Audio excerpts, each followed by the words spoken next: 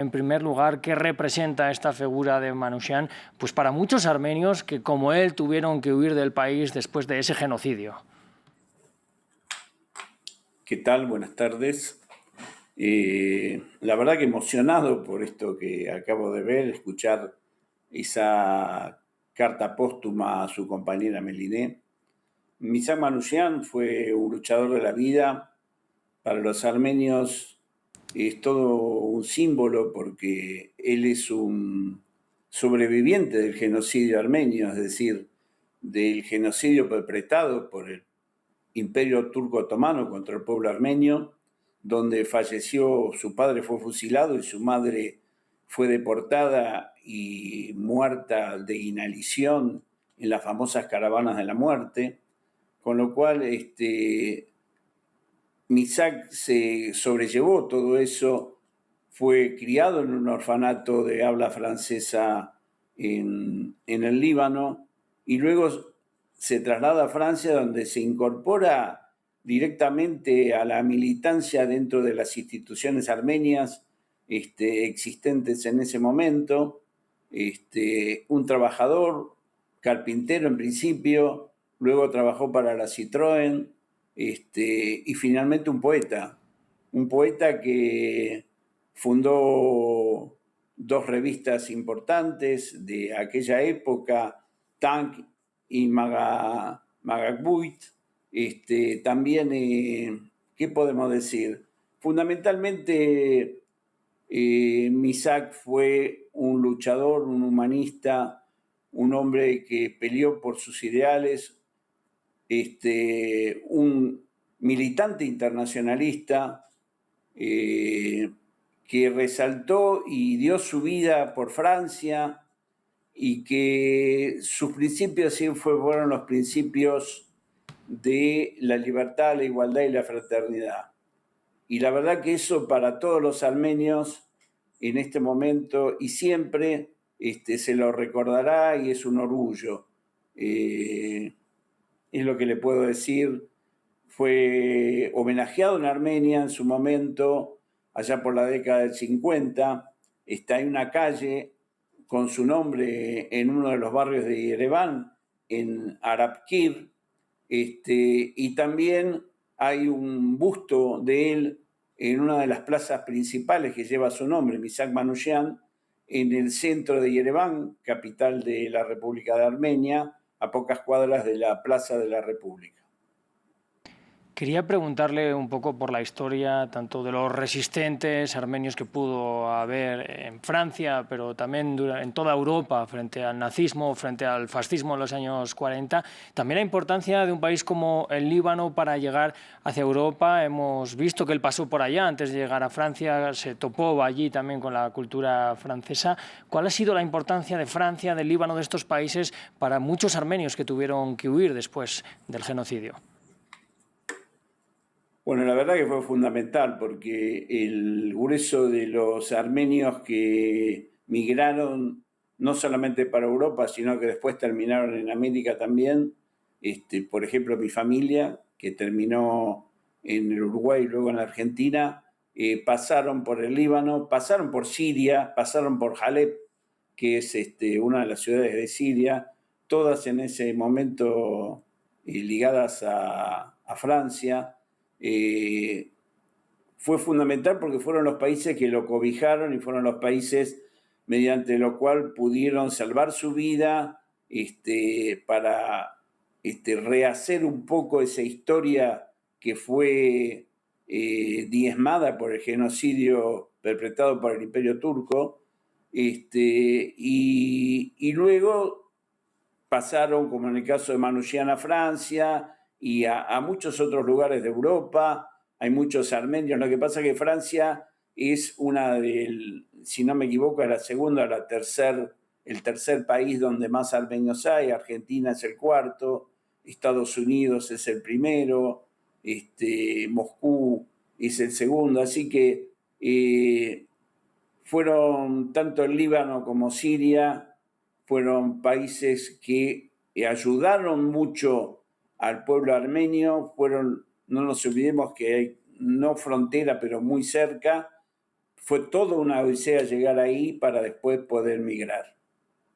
Claro, se está ya reconociendo a estos personajes de la resistencia 80 años después, pero ¿tiene usted la sensación que igual durante todos estos años no se ha reconocido lo suficiente el papel de los extranjeros en la liberación de Francia, pero también en la lucha general contra los nazis y contra el fascismo italiano? Estoy totalmente de acuerdo con lo que estás planteando. Justamente cuando yo escuchaba la introducción a este informativo, una de las cosas que me vino a la mente es que se esperó mucho tiempo para llegar a esto, pero bueno, se llegó, acá estamos.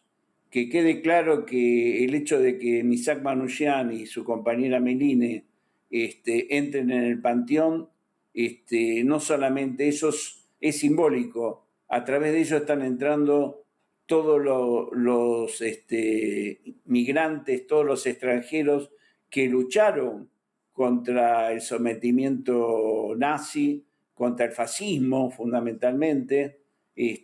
No nos olvidemos que, bueno, ahí empezaron a nombrar a todos, pero se destacan dentro de ese grupo Celestino Alfonso, que era un español que había luchado en la Guerra Civil Española.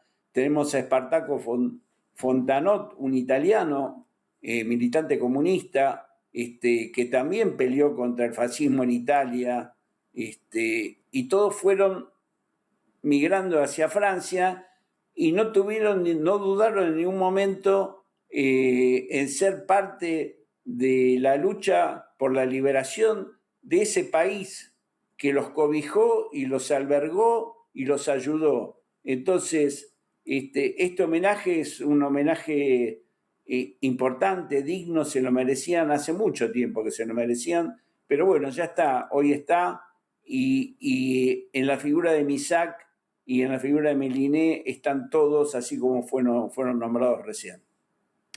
Nos ha hablado usted también de ese rol de Missak como poeta, como escritor. ¿Qué importancia ha tenido también su arte en aquel momento, pero también durante todas estas décadas? Y fue muy importante, no nos olvidemos, fundamentalmente era un obrero, un trabajador, un carpintero que después trabajó en la fábrica, en una metalurgia, es decir, trabajó en Citroën hasta la crisis del 30 y luego se dedicó a, a la poesía. Él se inscribió en la Sorbonne, fue oyente en las clases de historia, de economía política, de literatura, de filosofía, pero nunca se olvidó de su prosa, nunca se olvidó de escribir. Y ahí como se dice, como él pone en su carta, por suerte en Francia en el año 1946 toda su poesía fue editada en un libro que posteriormente en el año 1948 se tradujo al idioma armenio y se publicó en Armenia también. Me gustaría hablar también, aprovechando el momento, de la situación actual de Armenia. Hemos hablado de cómo esos armenios que tuvieron que huir por el genocidio pasaron primero por diferentes países de Oriente Medio, llegaron después a Europa, muchos se unieron a esa resistencia. ¿Cómo es la resistencia actual del pueblo armenio? ¿Se está viendo también apoyado por parte de Europa en esa lucha que tiene ahora mismo, pues tanto en el Nagorno-Karabaj, lo hemos estado tratando aquí en France 24 durante los últimos meses? Bueno, la situación es una situación muy compleja. Nagorno-Karabaj realmente sí, Europa los ayudó, pero creo que llegó tarde la ayuda. El pueblo armenio peleó, ayudó y hizo todo lo posible para conservar ese territorio, que es un territorio armenio y no un territorio azerbaiyano, como dicen las autoridades de Azerbaiyán. Hoy la lucha continúa, no nos debemos ni podemos olvidarnos nunca de que Karabaj es Armenia y seguiremos luchando por un Karabaj armenio. Se está tratando de hacer un acuerdo de paz que se sigue dilatando, hay intervención de Europa, como hace poco el presidente de Alemania autoridades de la Comunidad Europea, pero Azerbaiyán hace oídos sordos a todo esto y hace unos días volvió a atacar y le causó la muerte a 4 soldados armenios, con lo cual la verdad que la situación es muy compleja, muy difícil, pero aparte está en peligro la libertad de Armenia, no solamente en Nagorno-Karabaj o Artsaj, como lo decimos en armenio, sino que acá está en peligro también los territorios armenios ya reconocidos. Los 29.000 kilómetros de territorios armenios están en peligro porque Azerbaiyán no acepta firmar este acuerdo de paz, que tampoco es un acuerdo de paz que favorezca mucho a Armenia, al contrario. Pero esto quiere decir que van a venir por los territorios de Armenia.